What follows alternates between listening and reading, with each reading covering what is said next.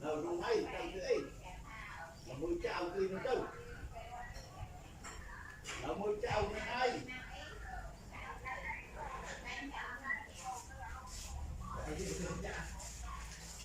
cái lụa là đâu hả chả cho bạn có phèo cho người ta lụa là môi trao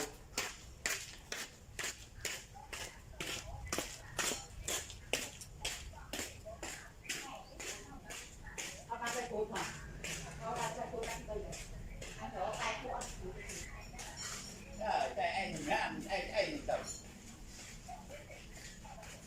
lên cái từ